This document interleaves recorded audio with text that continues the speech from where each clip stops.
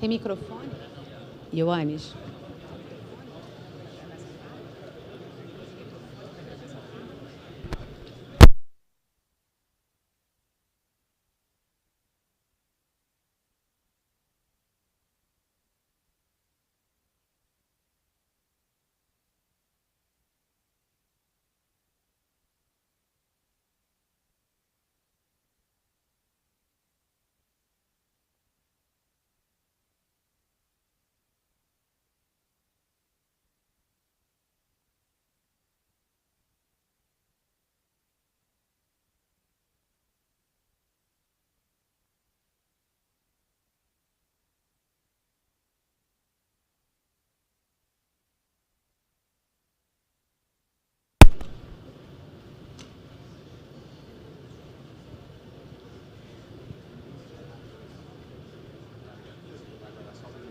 Tem um vídeo de 8 minutos antes, tem uma outra fala antes dele.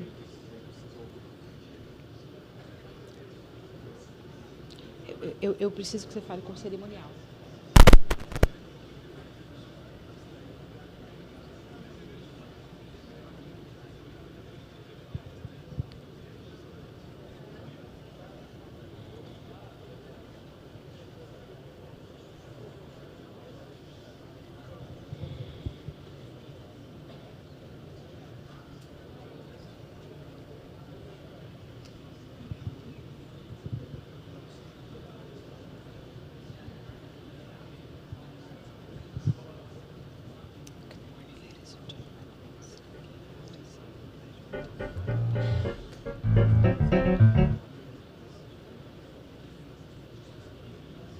Deixa eu falar, deixa.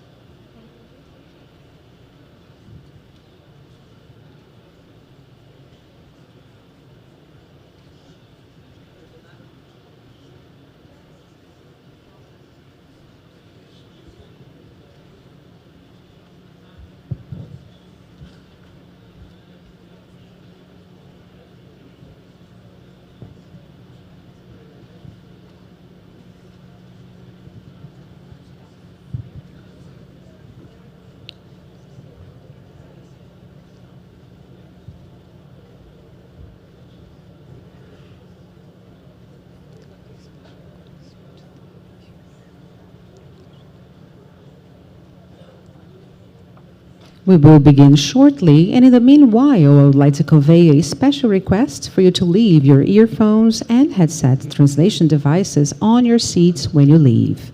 Thank you so much.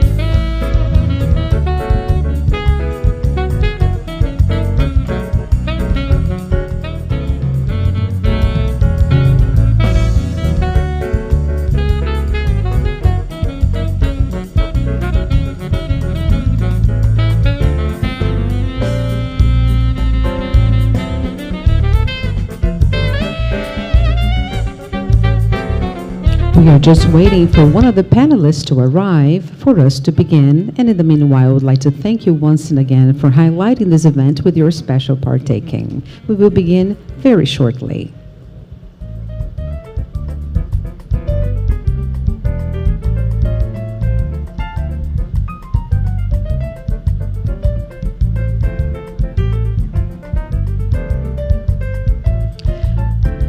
Well, Good morning, ladies and gentlemen. Once and again, it is a pleasure to welcome you back now to the flagship Governors Seminar of the new development bank here in the city of Rio de Janeiro, which is so honored to receive you for this crucial event. Today's seminar comes at a critical moment for the Global South. As we know, across the world, countries are facing growing challenges, from rising geopolitical tensions and tighter financial conditions to climate disruptions and limited access to affordable development financing. At the same time, multilateralism and international cooperation, which have long supported global progress, are under pressure. In this context, today's discussion will focus on the financial challenges that affect sustainable development in our regions, and more importantly, on practical solutions. We will hear from leading voices on how to strengthen global cooperation, reform financial architecture, and unlock more investment, both public and private. We will also reflect on how the NDB can play a stronger role in supporting our member countries going forward. This seminar is an opportunity to exchange ideas on how development banks and global cooperation can better respond to today's challenges, from climate change to inequity, shifting global dynamics. Together, we will explore how our institutions can support inclusive, sustainable growth in a rapidly changing world. We have an excellent lineup of speakers and panelists, so let us just begin. We will start with two keynote speeches, each of them offering valuable perspectives on development and global cooperation. First, please join me in watching a video addressed by Professor Rodrik, Ford Foundation Professor at the International Political Economy at Harvard University. Hello, I'm Rodrik. I'm Professor of International Political Economy at Harvard University, and I'm delighted to join the NDB Flagship Governors Seminar online. You are meeting at a very difficult time in the world economy. I don't need to tell you that. The world economy, the world politics are going through some very important changes. I think institutions like the NDB have a very important role to play in creating a new global landscape that is going to be more multipolar and more equitable, hopefully one that reflects the heterogeneity of views and interests around the world, not beholden to individual superpowers, but also important contributors to global public goods, of which addressing climate change through financial and other means is clearly a very, very critical one. I don't think we need to mourn too much the passing of the old order. I think hyperglobalization, as I've called it, created a lot of tensions within countries, across countries, and I think this is also an opportunity to create a new world. And I'd like to address my comments in that spirit of cautious optimism, although the global context, as I mentioned, is not one that necessarily offers much room sometimes for optimism. I think since the NDB is an institution that provides finance, it's sometimes seems like we should focus on financial flows. But I think, as you all know, multilateral development banks are not simply institutions of finance.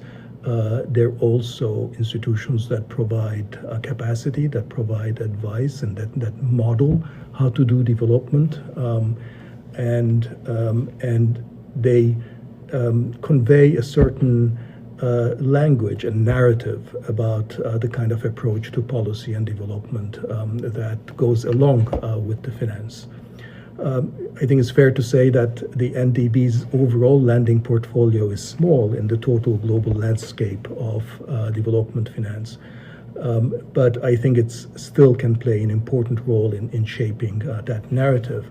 And I think the NDB's current approach and priorities are very well positioned to do that. I want to focus on two elements in particular here. One is the focus on NDB projects and landing on sustainable development in particular areas such as clean energy and energy efficiency, transport infrastructure, water and sanitation, environmental protection. These are exactly the right areas of focus for the world going forward. And secondly, I think a second key element in the NDB approach, which is full respect for national sovereignty and ownership by member countries of the programs and projects that they undertake, as well as their own priorities, I think is extremely important, and just, I think, internalizes one of the key lessons that we've learned from the occasional failures of multilateral development banking, which is that when countries do not own their own projects and do not pursue their own priorities, these finance on its own is unlikely to do a lot of goods. So I think with its approach that focuses on climate finance and on a respect for governments' own priorities and approaches, I think the NDB is very well positioned to play an increasingly important role in what I hope, as I said, is going to be a multipolar but stable global economy. Now, the theme of this meeting is the challenges of external and sustainable development finance. When we talk about development finance, there are always, of course, a number of traditional challenges, and those are things like, how do you avoid the Dutch disease? When money comes in, sometimes it undermines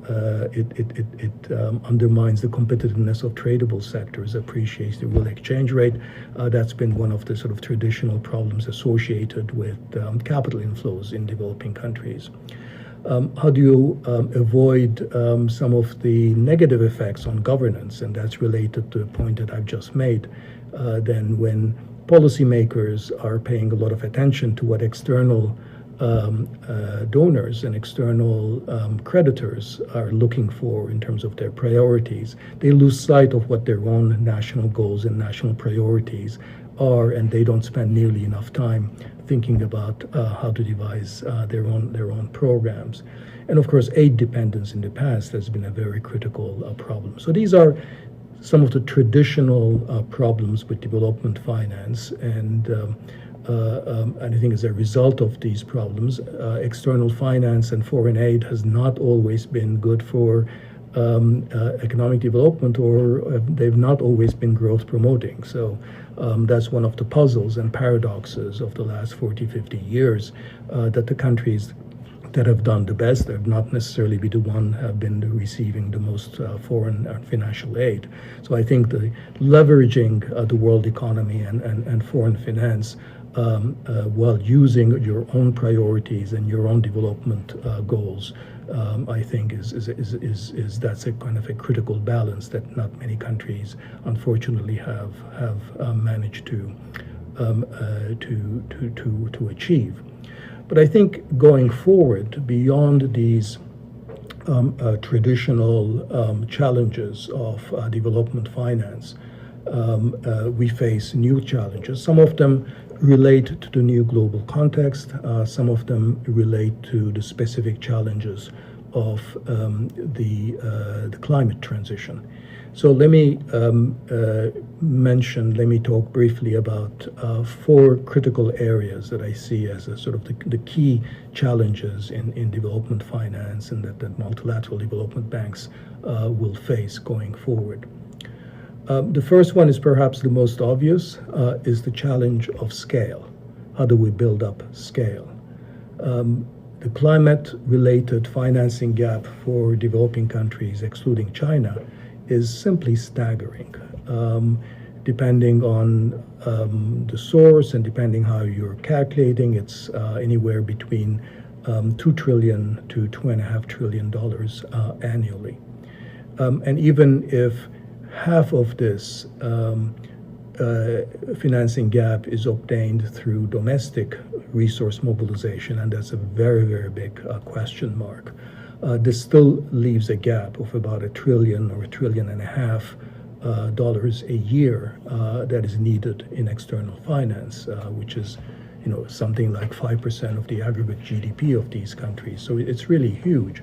And moreover, this is at a time when the external debt service burdens of the developing countries has been rising. Many developing countries are debt distressed, and there is really no global debt resolution mechanism in place. Now, of course, it is true that there are other sources of revenue and resources besides international financial mobilization. There are many interesting ideas about how SDRs could be used better, and there could be much greater SDR issuance. There are obvious possibilities of global taxation on the wealth of the super wealthy or the very large multinational corporations. And so there are other sources of finance that could be used to plug some of this hole. And it won't be just capital markets and multilateral development banks. But of course, these require international agreement and a lot more global cooperation than we currently have. This is a time when if there's one area where the need for global cooperation is greatest in terms of addressing our climate needs, that this is also a time when we're very unlikely to get that kind of global multilateral agreement. So that I think the finance, the challenge of scale, how do we mobilize these resources, is obviously a key challenge. Second key challenge, and I think this sort of relates to the first one, is how can we actually catalyze private lending and private resources. I think it's obvious that public lending and multilateral development lending is going to be only a small part of the total picture of financial resource mobilization. And the question, therefore, is how can the lending of multilateral development banks or official sources, how can they actually used in order to catalyze private lending as well. This is, of course, a perennial issue in this area, but we have to recognize that past approaches have not really worked very well. And there is a fundamental tension here in terms of what governments and multilateral development institutions need to do to bring in more private finance. On the one hand, since addressing the climate transition, mitigation, adaptation, resilience, these are all things that produce huge externalities, not just local and national, but also global. There is an argument for subsidizing private creditors and private lenders. So that's an argument for why you may want to actually try to crowd in private lending through financial instruments that to some extent take the risk away or lower the risk or guarantee return or increase the return to private lenders.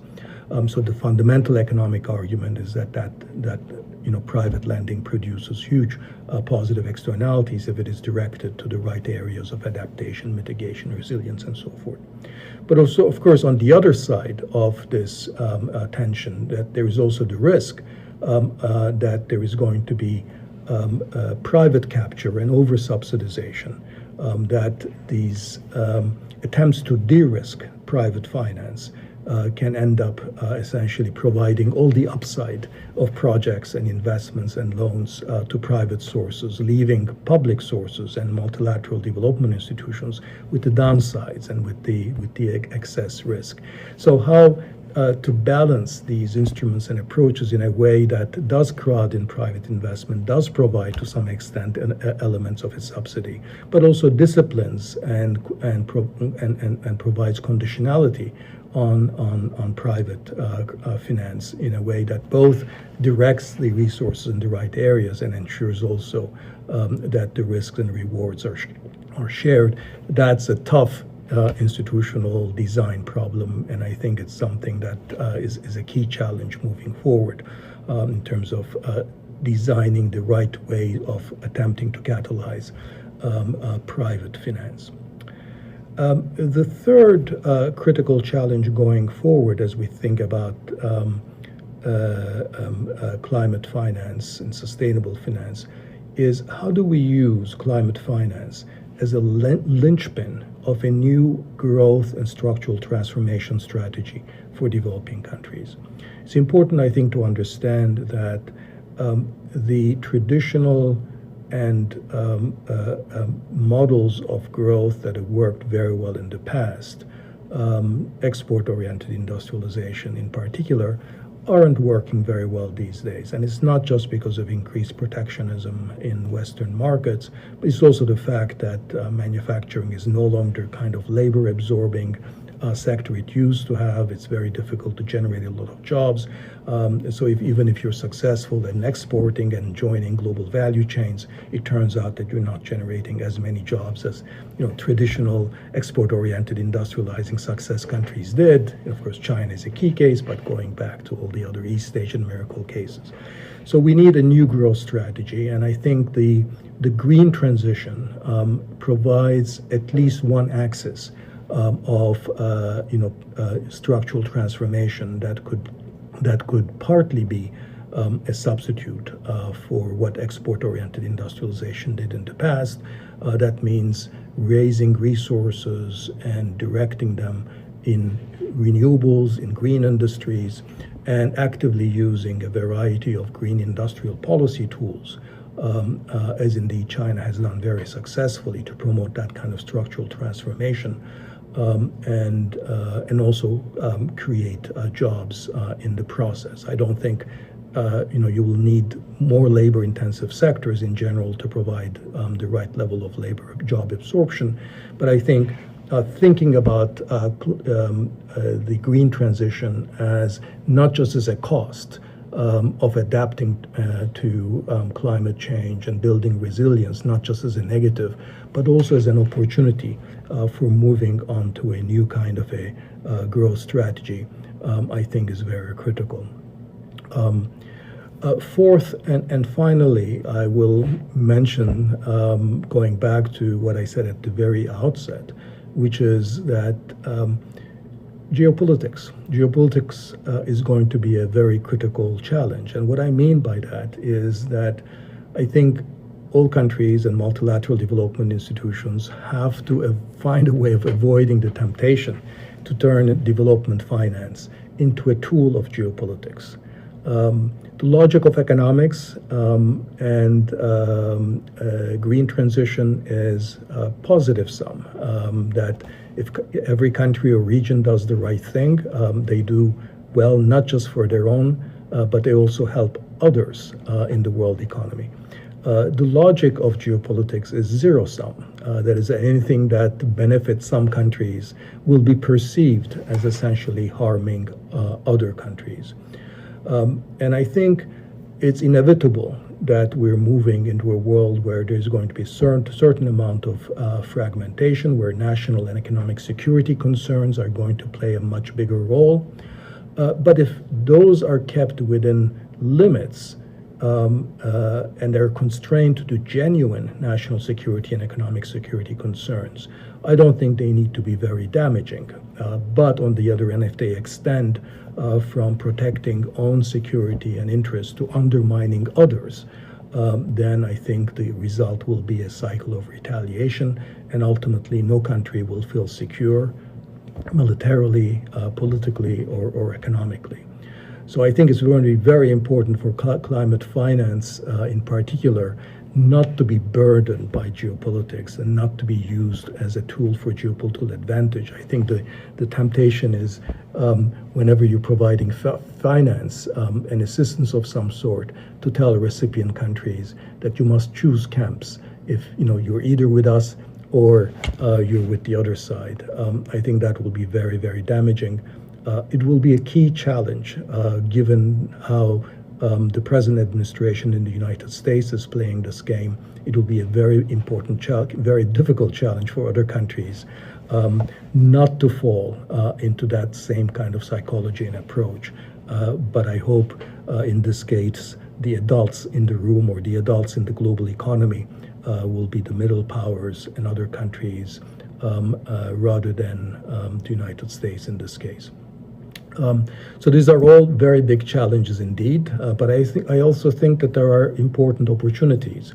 There is the possibility of a new, greener growth model, the possibility of a more equitable, multipolar world, and I think a multilateral development bank such as the NDB, led by developing countries, is an important institution to move us towards that goal. And I hope your deliberations are going to be productive and will indeed help us get closer to that goal.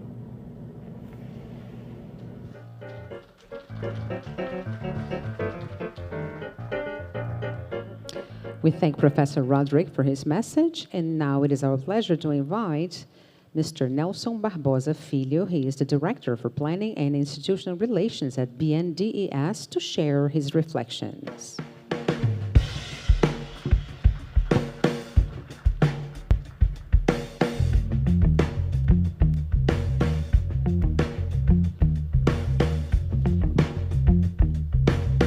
Good morning, everyone. I will speak in Portuguese, so you can use the headphones.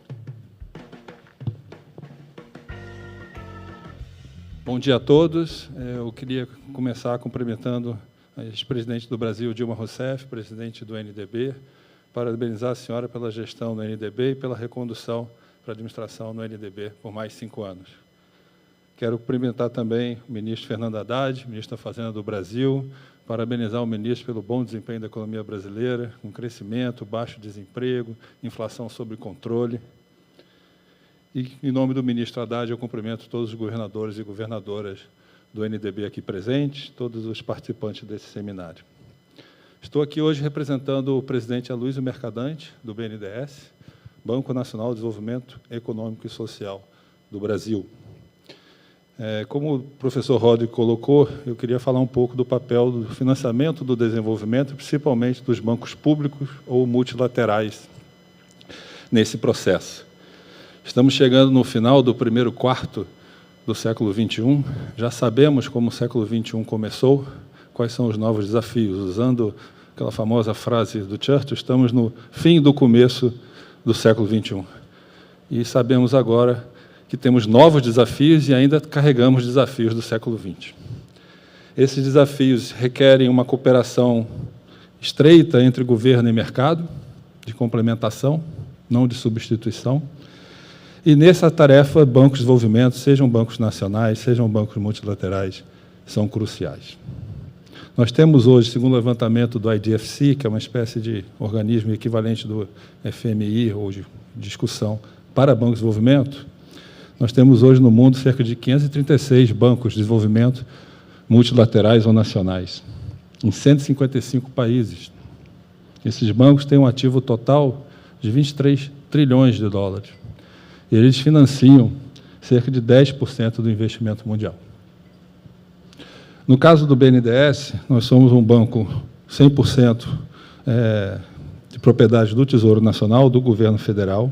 Fomos criados em 1952, completamos 73 anos neste ano, e fazemos várias coisas. Fazemos financiamento de infraestrutura de longo prazo, financiamento de inovação, financiamento de comércio exterior, financiamento de pequenas e médias empresas, e também fazemos administração de doações, como, por exemplo, o Fundo da Amazônia, que tem sido crucial para reduzir o desmatamento no Brasil e começar a recuperar as áreas degradadas. Nossos ativos hoje correspondem a 7% do PIB do Brasil, cerca de 156 bilhões de dólares, dos quais nós temos alocado 109 bilhões de dólares em crédito e 15 bilhões de dólares em participações acionárias. Nós somos a principal fonte de financiamento de longo prazo em moeda brasileira no mundo. Qualquer investimento com prazo maior de 10 anos, em reais, conta com a participação do BNDES, direta ou indiretamente. Nesse terceiro mandato do presidente Lula, nós temos procurado contribuir para o financiamento do desenvolvimento, sobretudo em resposta aos 3 grandes desafios, né, que, na minha opinião, todos os nossos países enfrentam, e eu vou me concentrar nesses 3 grandes desafios.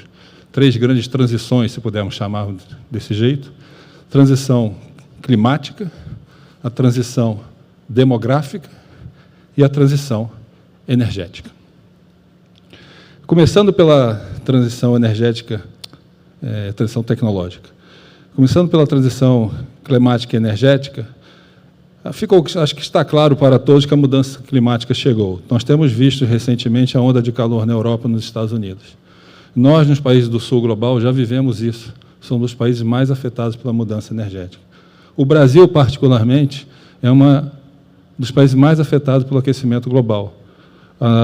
Como todos sabem, o setor agropecuário é um setor muito importante na nossa economia, que depende bastante dos regimes de chuva. E a nossa matriz energética depende muito da fonte hidrelétrica. Por isso que flutuações de regime de chuva no Brasil afetam bastante o PIB brasileiro e têm impactos macroeconômicos, além do seu custo humano. Nós tivemos recentemente, no Rio Grande do Sul, no ano passado, uma grande enchente, e o governo brasileiro se mobilizou, criou uma espécie de plano Marshall local, presidente Dilma, que proporcionou uma rápida recuperação do Rio Grande do Sul. Eu acho que é um case até de avaliação para coisas que, infelizmente, tenderão a acontecer mais e mais nesse século. Para enfrentar a transição climática, nós, sob a liderança do ministro Haddad, participamos do Plano de Transição Ecológica, é uma iniciativa do governo Lula, do Ministério da Fazenda, para promover investimentos e, ao mesmo tempo, enfrentar as consequências da transição climática, investindo em mitigação, adaptação e também cobrindo perdas e danos quando eventos extremos acontecem. O principal instrumento do BNDES nessa análise, aí eu queria compartilhar com os convidados internacionais, é o Fundo Clima. O Fundo Clima foi um fundo criado pelo presidente Lula, na COP de 2009, se não me engano, em Copenhague. 2009. E é um fundo que ele pega, no início, ele pegava receitas do petróleo do governo brasileiro, a renda do petróleo, para aplicar em ações de mitigação. Era um fundo que já existe há algum tempo, mas é um fundo que era relativamente pequeno. Nesse terceiro mandato, sob a liderança do ministro Haddad, o Tesouro Nacional tem feito captações domésticas e internacionais para capitalizar esse fundo. Já foram colocados 2 bilhões de dólares e esse ano serão colocados mais 2 bilhões de dólares. E com isso a gente consegue fazer financiamento com taxas concessionais, na qual o Tesouro Nacional Brasileiro assume o risco cambial e permite financiar investimentos em transição energética, desenvolvimento urbano, aumento de eficiência produtiva e redução de emissões, com taxas de juros que são cerca de metade do mercado, porque o desafio climático chegou e não é possível esperar. Além disso, existe no Brasil o plano Ecoinvest, que é uma forma que o Ministério da Fazenda também reduz o risco cambial e aumenta recursos na forma de blended finance. Esses exemplos mostram, como o presidente Lula colocou aqui, que enquanto os recursos internacionais não vêm, o governo brasileiro vai na frente, está fazendo com os recursos que a gente pode, dentro de nossas limitações fiscais, o que nós podemos fazer para mitigar e nos adaptar. Já houve uma redução bem grande no volume de desmatamento no Brasil, mas temos que fazer mais e vamos fazer mais. Nesse processo, metade das emissões do Brasil estão relacionadas ao uso da terra, principalmente ao deflorestamento, e nisso o BNDES vem trabalhando junto com o Ministério do Meio Ambiente em concessões de manejo de floresta. Como o presidente Lula colocou aqui na abertura, é preciso preservar nosso meio ambiente, mas também gerando renda e emprego para a população dessas áreas. Nós, no BNDES, hoje estamos organizando concessões de manejo de floresta numa área equivalente ao Reino Unido. A principal receita dessas concessões é a exploração sustentável de madeira e de produtos florestais, mas nós esperamos também que a fonte de receita seja a geração de crédito de carbono. E aí nós temos um desafio comum para os países do sul global, que é a certificação desses créditos de carbono, e o governo brasileiro está tentando apoiar soluções privadas mais especializadas em florestas tropicais, para criar certificadoras especializadas em florestas tropicais. A segunda transição que todos os países no mundo enfrentam é a transição demográfica. Ela aparece na forma de pressões de imigração internacional e domesticamente ela aparece sob pressões fiscais na rede de proteção social de vários países. O mundo está ficando mais velho, e isso é bom, as pessoas estão vivendo mais, estão vivendo com mais qualidade. E isso coloca, obviamente, a necessidade de ampliar e modernizar a nossa rede de proteção social. No Brasil, nós temos muito orgulho das conquistas que nós temos desde a Constituição de 88, da redemocratização brasileira, onde nós criamos o Sistema Único de Saúde. O Brasil é um país de 200 milhões de habitantes com um sistema de saúde universal. É um sistema de saúde que, apesar de, não, obviamente, não consegue atender todas as demandas, mas já consegue fazer várias coisas, e foi crucial para o Brasil superar e enfrentar a pandemia. Temos o programa Bolsa Família, dos principais programas de transferência de renda e combate à pobreza, que tem possibilitado a redução da desigualdade e a redução da pobreza no país. Mas temos mais desafios. É preciso investir mais na economia dos cuidados, é preciso investir mais na infraestrutura social. Nesse sentido, assim como nós fizemos com o Fundo Clima, nesse governo, nós também criamos agora o Fundo de Investimento em Infraestrutura Social. É um fundo onde o Tesouro também fará captações domésticas e internacionais para financiar com taxas concessionais investimento em educação, saúde e segurança pública. Com isso, nós esperamos melhorar as condições de vida da população e também aumentar a produtividade.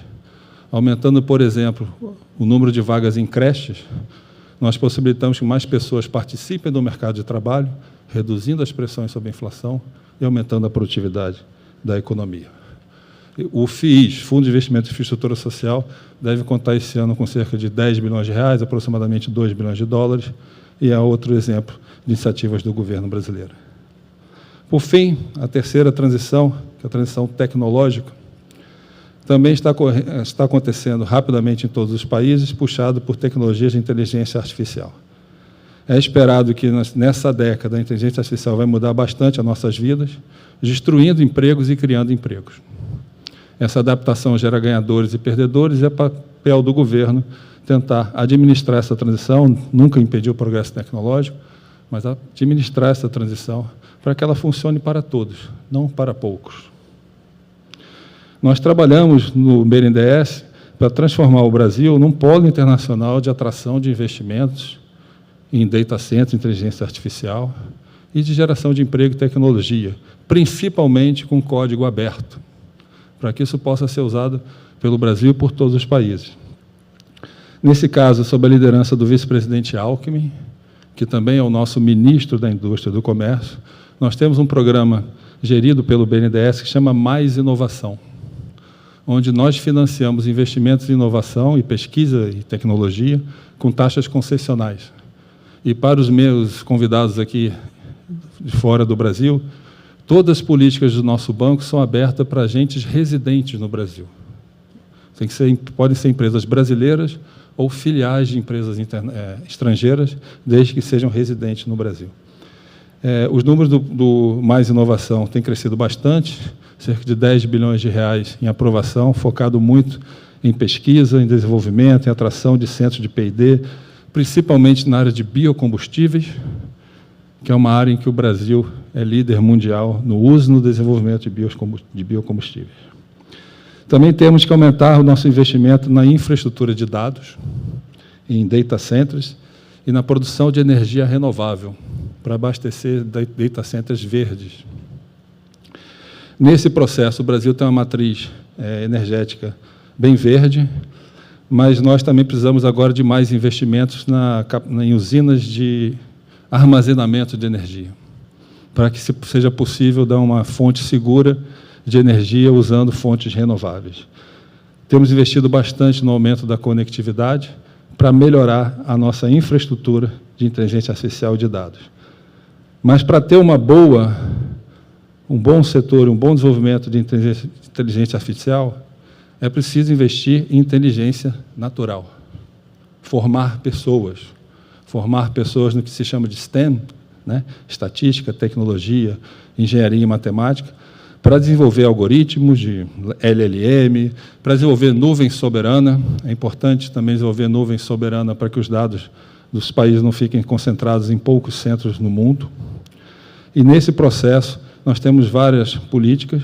O ministro Haddad, quando foi ministro da Educação, iniciou várias delas, e hoje nós temos ampliado, principalmente com iniciativa para estimular a manutenção e a conclusão dos nossos estudantes do ensino médio, além de continuar investindo e ampliando a rede de pesquisa no Brasil, seja via universidades federais, seja via universidades privadas.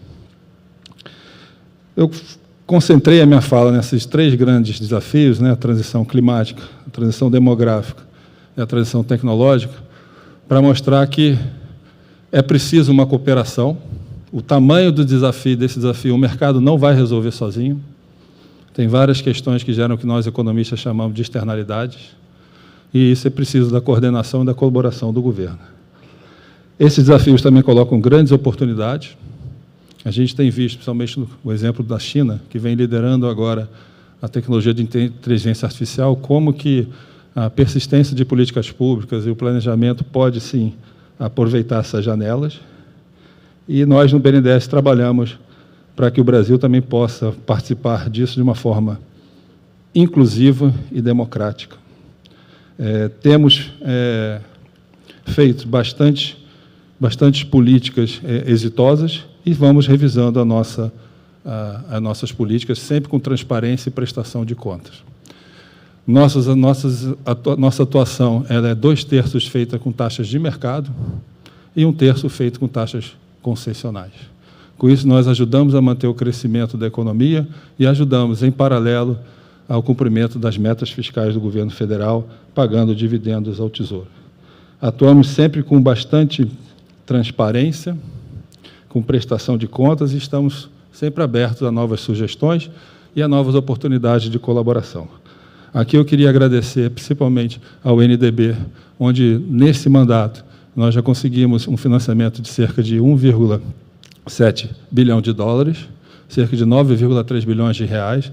Agradeço ao presidente Dilma, a todos os governadores aqui, por terem apoiado o BNDES. Estamos abertos a novas oportunidades de colaboração com o NDB, com todos os países e instituições aqui presentes. Bem-vindos ao Brasil, bem-vindos ao Rio de Janeiro. Muito obrigado.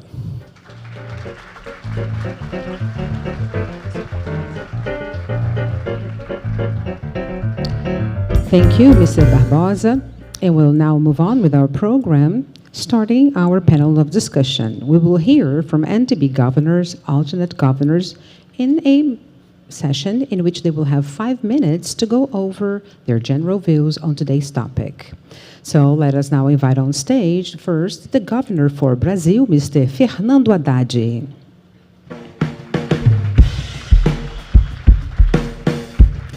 We now invite temporary alternate governor for Russia, Ivan Chebeskov.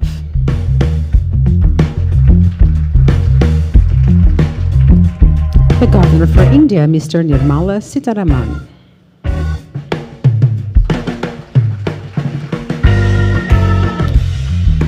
The governor for China, Mr. Lang Fo-an.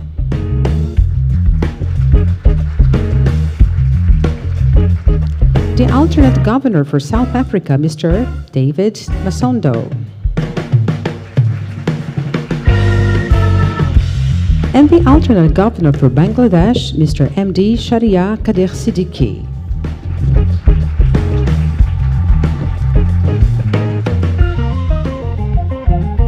Before anything, we would like to thank you so much for highlighting this event with your special partaking. We will now begin the session, and now I hand the floor over to Mr. Fernando Haddad for his considerations. Muito obrigado a todos. Muito elucidativas as falas do Nelson Barbosa e do Danny Rodrik. Eu gostaria de acrescentar, concordando com as falas, eu penso que há uma agenda internacional muito bem colocada pelo Nelson Barbosa. As questões relativas à tecnologia, mudança climática, estão na ordem do dia. Isso é uma agenda internacional que afeta todos os países do planeta, com repercussões muito importantes sobre a economia e sobre o bem-estar social. Mas eu gostaria de aproveitar essa oportunidade, num clima um pouco mais informal, para jogar a luz sobre um tema que foi muito discutido no G20 do ano passado e que talvez devesse continuar sendo discutido por todos nós, que é a questão da tributação internacional. Eu entendo que os Estados nacionais ainda estão passando e vão passar por algum tempo por restrições fiscais importantes. Tanto a crise de 2008 quanto a pandemia desorganizaram muito as finanças globais.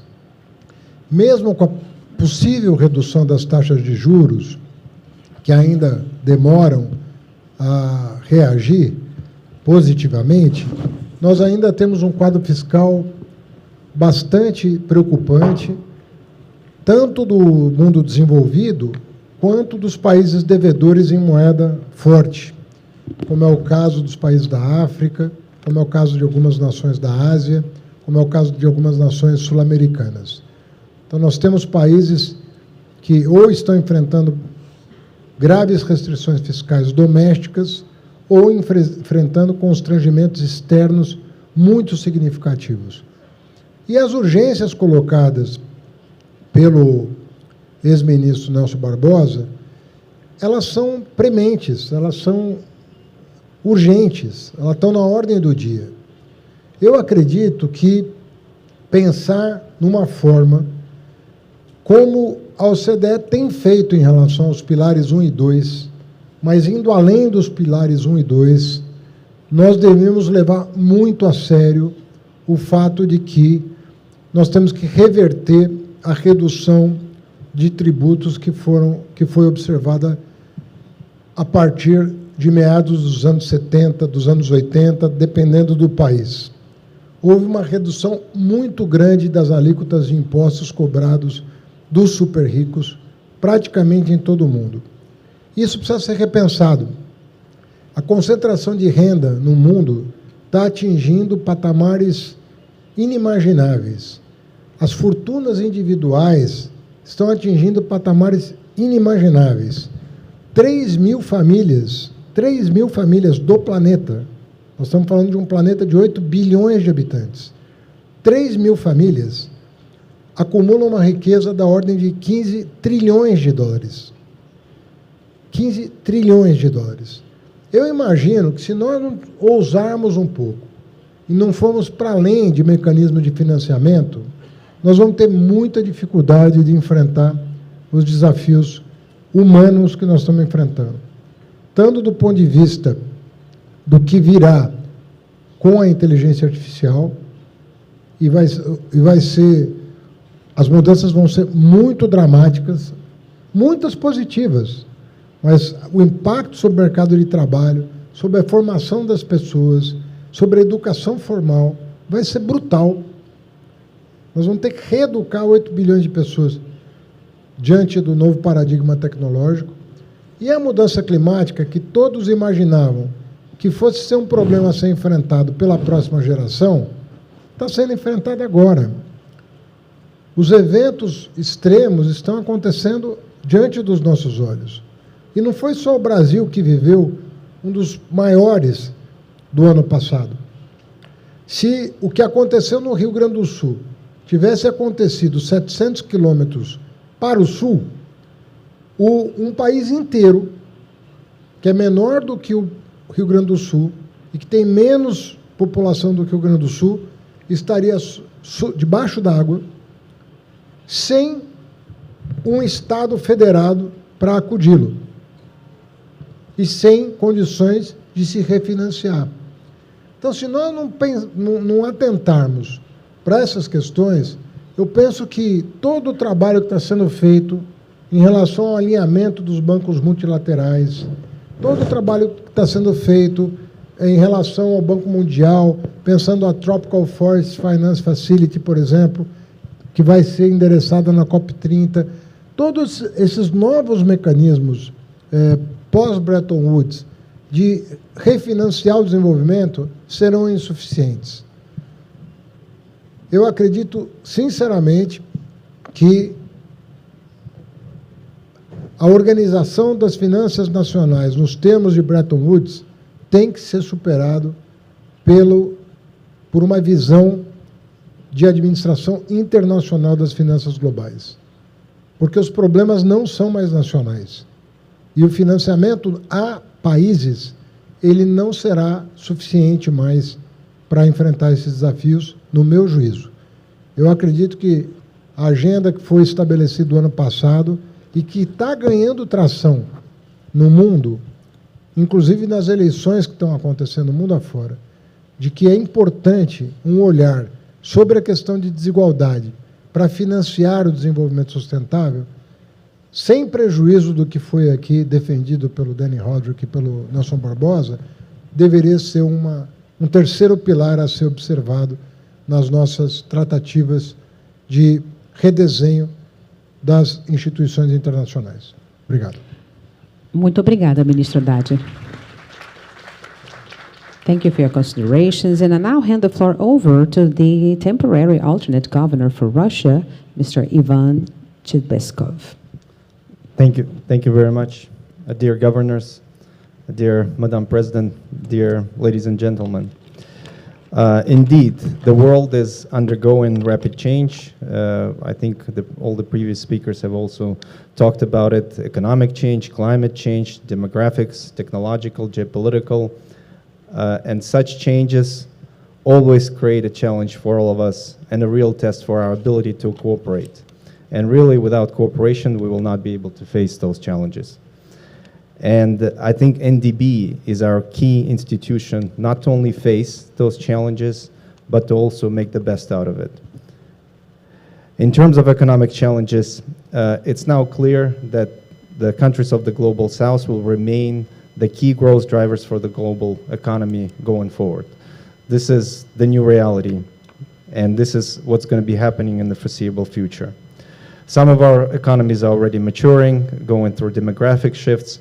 Some are accelerating forward, but no doubt that we will remain the key driving force for the future. And in general, our economies display much greater resilience and are implementing responsible economic policies. For BRICS countries, the economies are expected to grow at a faster rate than for the developed economies, and especially and faster than the global growth rates on average. So this is something that will be going on. And now, in terms of overall share in the global GDP, we're now about 40% of the global GDP, and this will continue to go forward. Of course, we have issues in terms of debt, sustainability, and this is something we have to solve. And President Lula was quite open about it in his opening remarks, that not only we have to solve these issues, but we have to probably find new approaches how we solve those issues. It's not about just telling everyone that we need to save money, that we need to approach everything with austerity. I think I agree here with His Excellency Minister Haddad that we need to find new solutions to those problems. And we need to be more open how to create those solutions. And more we see the risks to the global economy and global trade due to introductions of new barriers, trade restrictions, sanctions, limitations on financial infrastructure. More and more those instruments are used in geopolitical competition, and we need to adjust to such risks. Technology is another area. Some speakers talked about it. It creates very rapid change, and such change creates both opportunities and challenges, especially the development of artificial intelligence. It could become a really great opportunity for our countries, but it can also become a barrier, and it can also become a force that could increase the difference in incomes around the world. It could widen the gap of inequality if we don't face it properly and if we don't cooperate on this issue together. So amongst these challenges, it's important that our countries develop our own financial and technological infrastructure.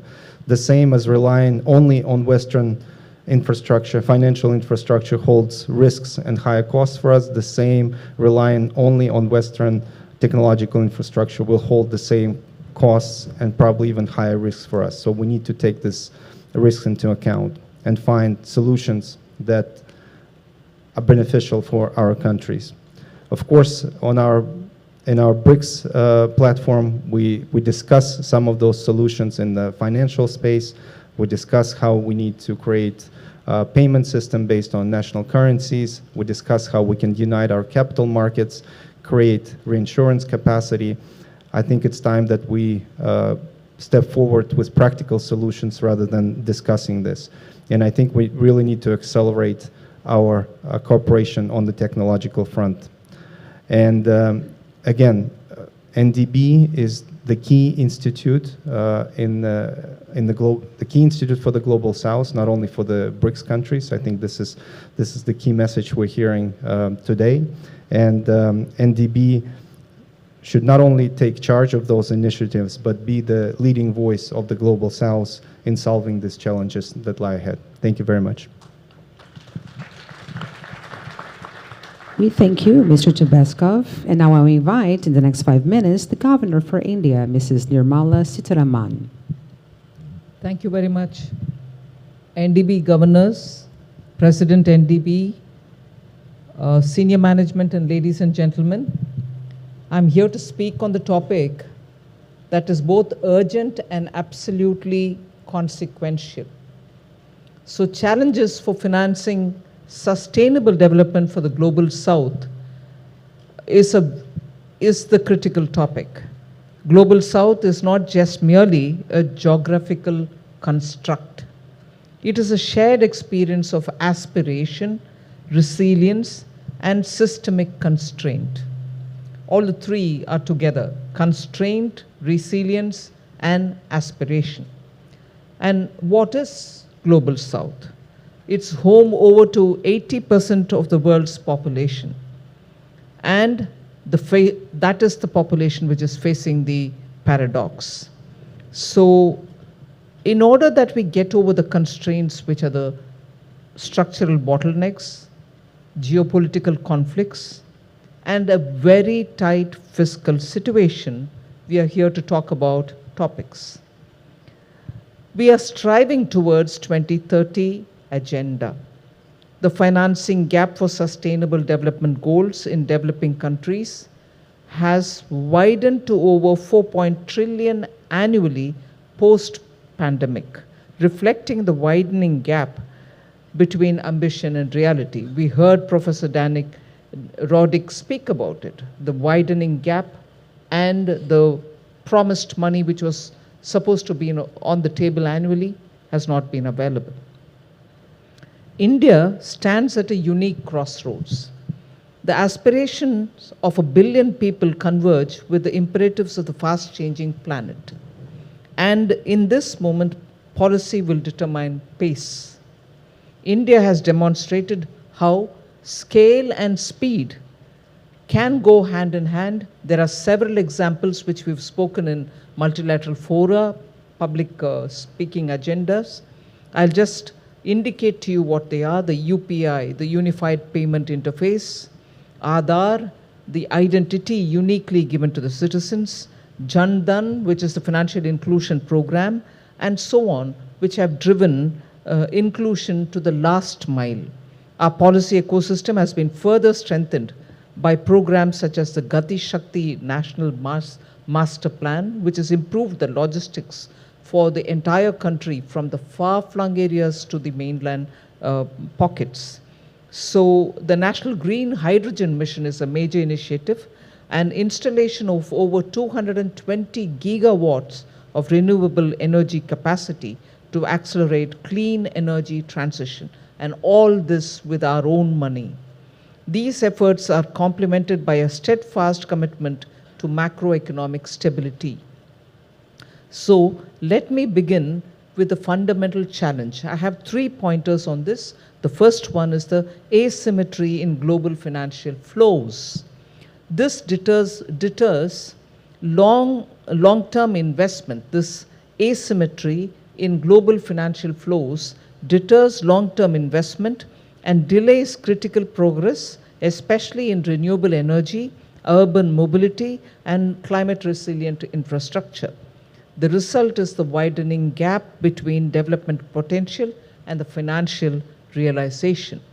The second point that I would like to highlight for all our consideration is the complexity of aligning growth with sustainability. For India, accelerating development is essential to ensure access to housing, healthcare, education, livelihood for millions, and all this in a vibrant democracy where freedom to speak and freedom to write is absolutely complete. At the same time, climate-related risks such as heat waves, water stress, and extreme weather events are also increasing. Brazilian minister referred about it, and the risks have resulted in very many asset and people's lives being threatened. India is increasingly working to integrate them through initiatives like National Electricity Mobility Mission and province-level climate action plans. So the loss can be avoided, prevented, so disaster-resilient infrastructure is being provided, and making sure that the people are made to settle in areas which are less threatened to these extreme weather events.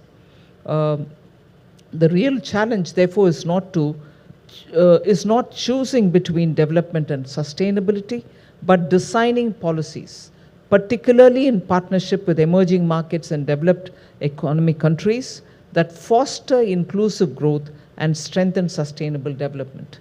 And the third pointer that I would like to draw your attention to is the growing dynamism of India's sustainable finance ecosystem.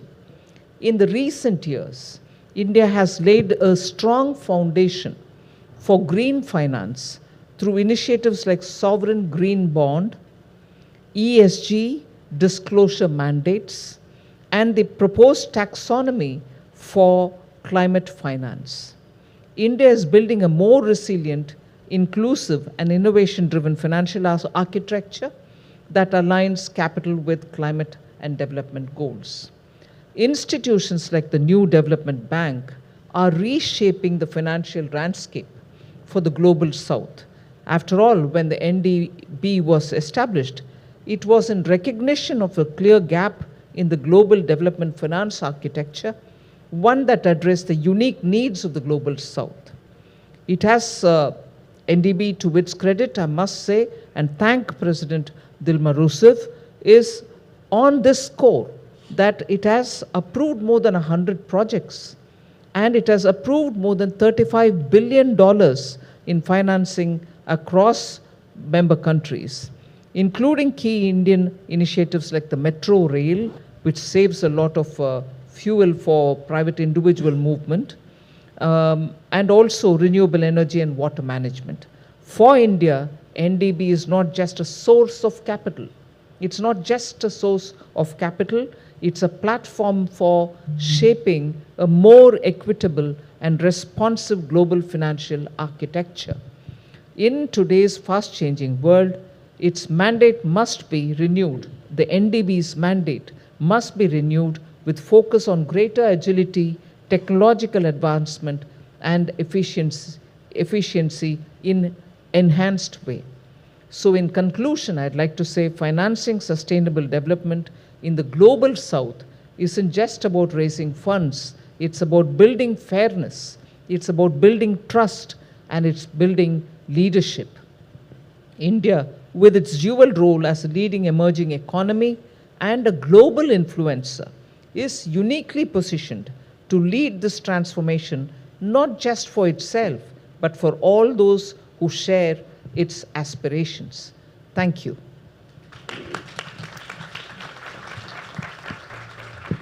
Thank you, Mrs. Sitaraman. Let us now hear from the Governor for China, Mr. Lang Fowang. 尊敬的罗塞夫行长，各位同事，非常高兴，参加今天的理事旗舰研讨会，和大家一起交流。刚才我们听了罗德里克教授和费列总监以及我们前面几位同事的发言，深受启发。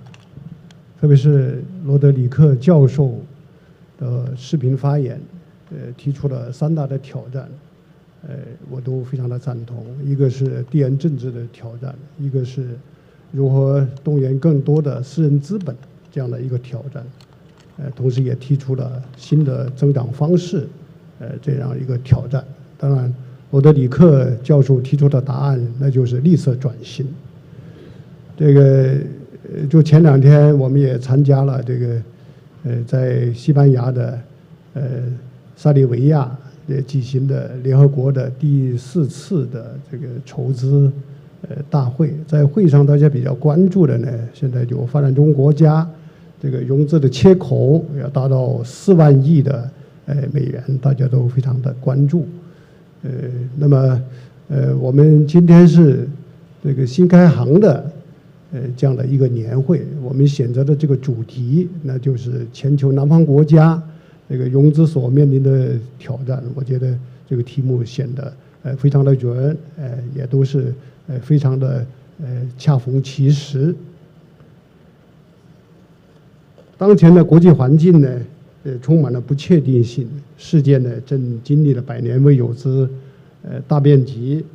单边主义、贸易保护主义抬头，地缘政治呢在加剧，全球南方发展融资面临巨大的这样的一个缺口，可持续发展面临严峻的挑战。在这样的一个背景下呢，新兴市场和发展中国家应当团结和协作，构建更加均衡的全球发展的伙伴关系，促进贸易和投资自由化便利化，实现经济全球化再平衡。那么，作为首个由新兴市场和发展中国家创立并主导的全球的多边开发机构，新开行要不断做大做强，推动国际金融体系更好地反映世界经济格局的变化。2025年4月29号，中国国家主席习近平访问了新开行，充分肯定了新开行这个成立10年来所取得的成果。也期待新开行呢，这个开启高质量发展的第2个金色10年，围绕推动新开行发展高质量发展，更好服务全球南方可持续发展。我在这里头呢，也愿意谈几点看法，与大家交流。一是要深化全球南方的合作，推动完善国际经济治理体系。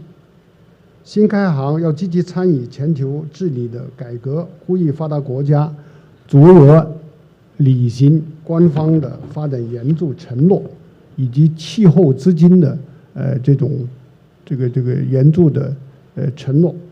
要在国际金融架构改革中放大全球南方的声音，推动建立更加公平、合理、包容的金融秩序。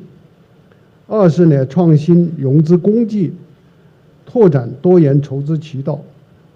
中方呢鼓励新开行努力实现2022到2026年总体战略联合融资20%的这个目标，进一步完善联合融资、平行融资、本币融资、担保征信等融资方式，充分发挥新开发银行等多边开发银行撬动作用，广泛动员多双边开发机构、公共和私营部门等各方的资源，加大对全球南方融资支持的力度，同时呢，要逐步降低融资成本。三是呢，发挥全球南方合作平台的优势，帮助发展中国家提高自主发展能力。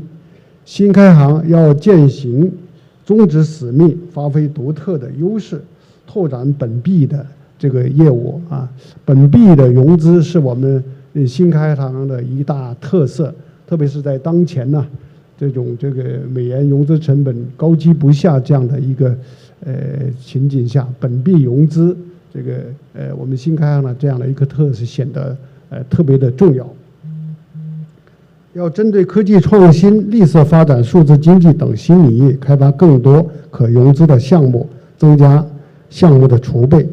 同时呢，要优化国别体系，根据各成员国的发展需求，合理配置自身的资金和知识的资源，促进南北与南南知识共享和技术援助，推动了全球科技创新成果更多的汇集全球南方，帮助成员国实现跨越式的发展。中国改革开放40多年，特别是新时代以来，可持续发展取得的重大的成就，经济实力也实现了历史性的跃升，提前10年实现了联合国2030年可持续发展议程的减贫目标。作为全球南方的一员，中国愿积极分享发展经验，支持和帮助全球南方国家缓解融资困境，加快落实2030年可持续发展的议程，实现普遍繁荣，共同推进构建人类命运共同体。谢谢。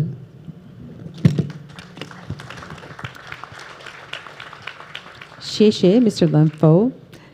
And now we will hear from the alternate governor for South Africa, Mr. David Masondo.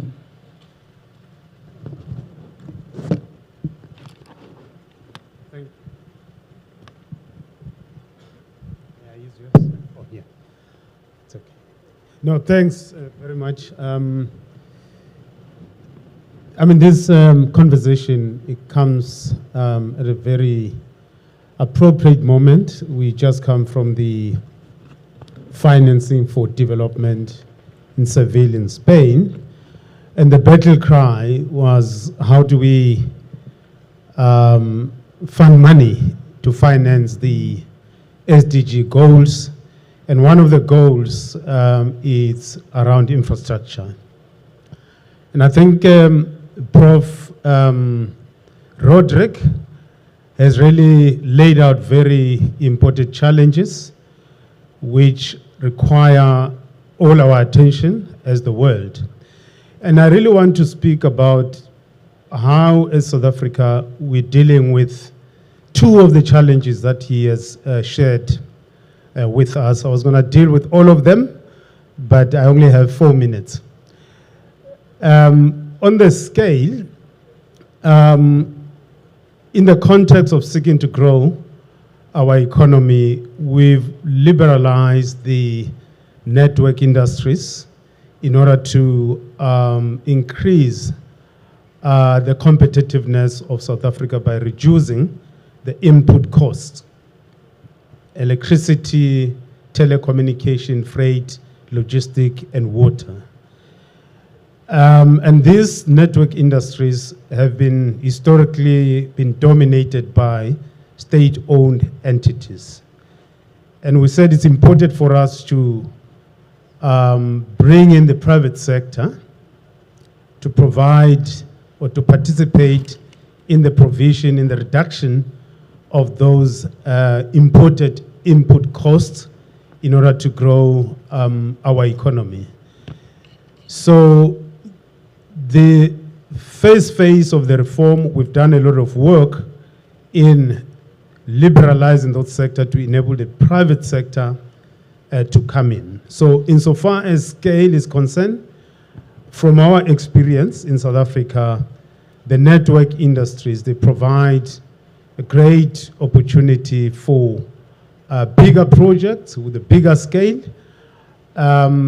Just as an example, we liberalized the energy sector, in which we have allowed the private sector to generate energy, particularly renewables.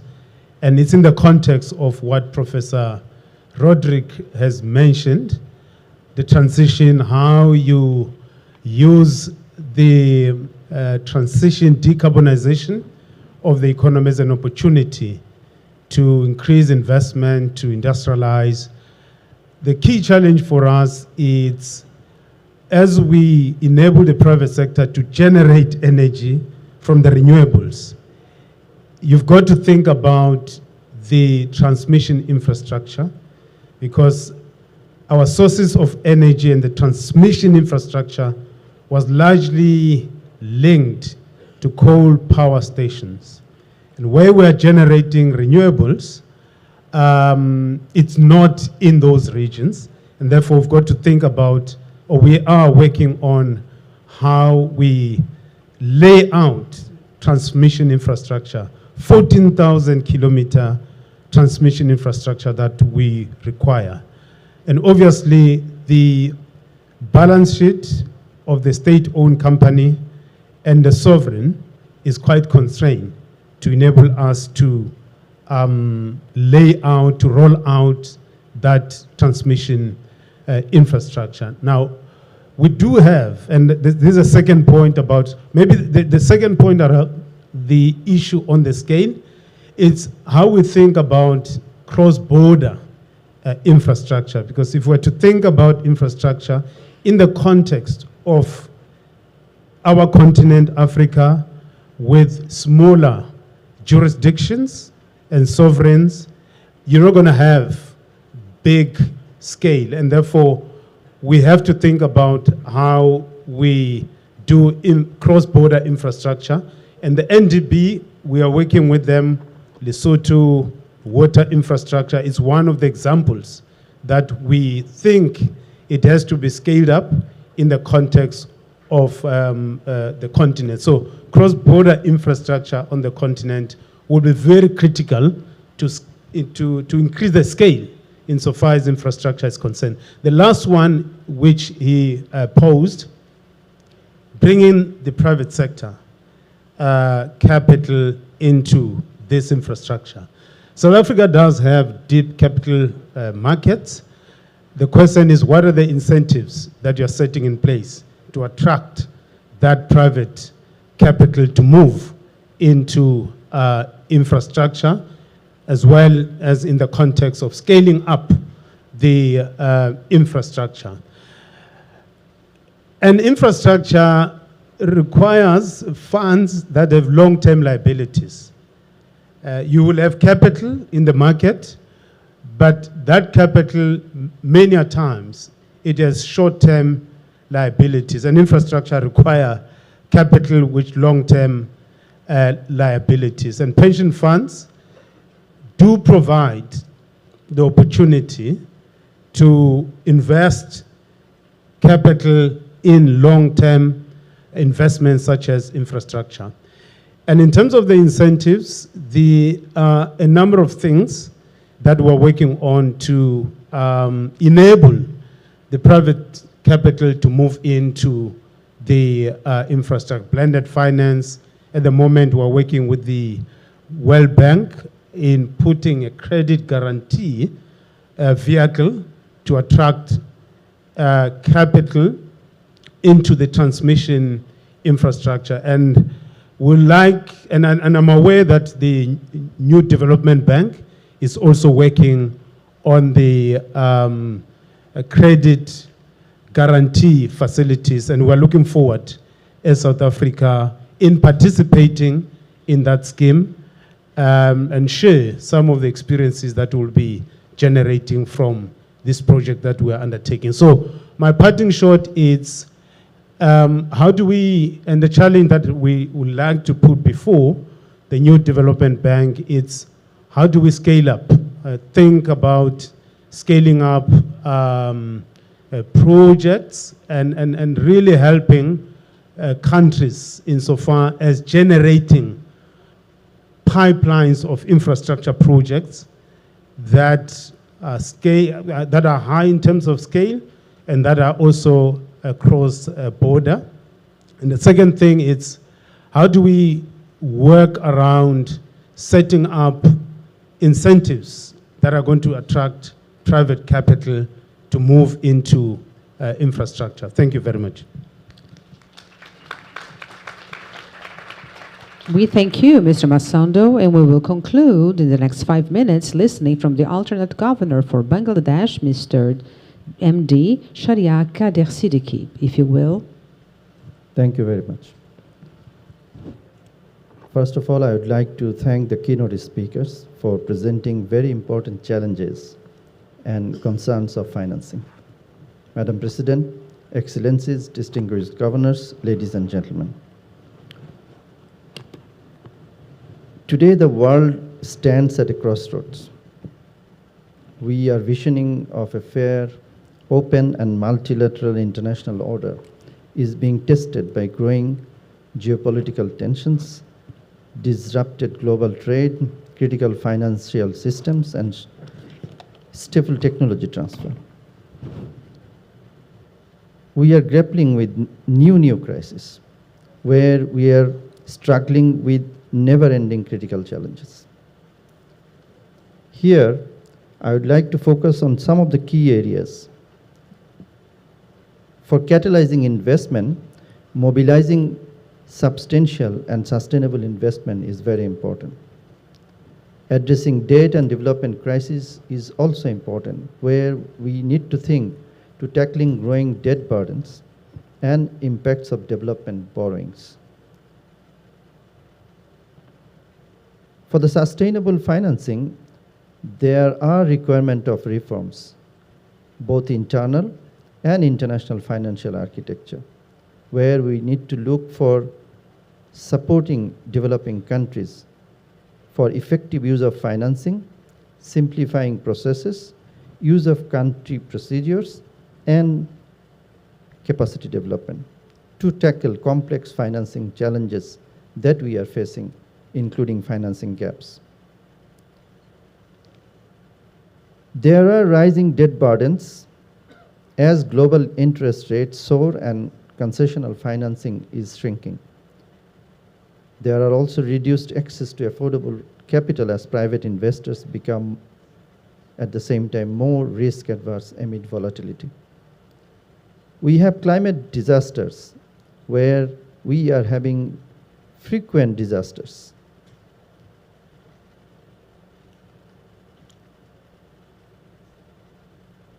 Development assistance is very much required for advancement of economies. However, domestic bottlenecks for mobilizing more resources from the own financial sources are very important. In Bangladesh, we are having many difficulties, including inflation, which somehow is kind of imported, and we are having more pressure from different sources. However, we are responding with bold reforms and new partnerships. We have launched different reform activities to attract more direct investment. We are accelerating our transition to renewable energy, aiming to reduce dependence on costly imports and building resilience against climate shocks. We are trying to shift for strategic plans which we are trying to align with sustainable development goals.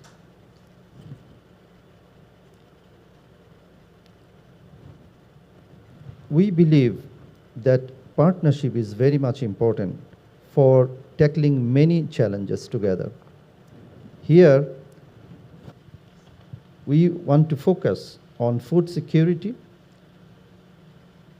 health coverage, quality education, creation of jobs for future, where tackling technological shift created by AI and scientific innovations are critical. We also need to develop quality, reliable, and sustainable infrastructure. However, resource mobilization, especially from the international sources, are more costly. We need to work for agreed infrastructure, for finding innovative architecture to systematic development of domestic reforms, where tax reform is very important. And we believe that such reform will have to be just and equitable. Cooperation among the member countries for developing cross-border support is very critical, and we hope that under the guidance of NDB's political and strategic support, we can work together for tackling all the challenges. I would like to urge to NDB for expanding local currency financing, lead in climate finance and technology transfer, to support renewable energy, resilient infrastructure, and digital transformation. We also call for renewed international solidarity. Advanced economies must fulfill their commitments to the development assistance and climate financing, and which could be of concessional financing. The Global South is not seeking handouts. We seek fair opportunities, equitable partnerships, and a seat at the table where decisions are made together. Let us seize this moment to forge a new path where Global South is empowered to drive its own development, where multilateralism is revitalized, and we look for sustainable prosperity within reach for all. Thank you very much. We thank you. And we would also like to thank all our panelists, not only for their valuable insights, but mostly for the commitment for the building of a more inclusive and sustainable world. Thank you very much. And we'd like to ask you to stand, please, for a photograph.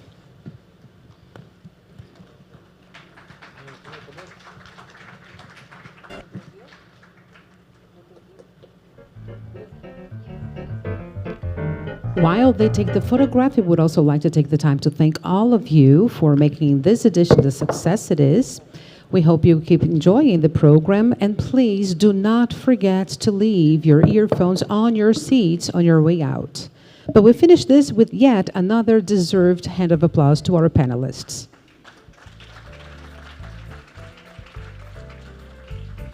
Thank you, everyone, and good afternoon.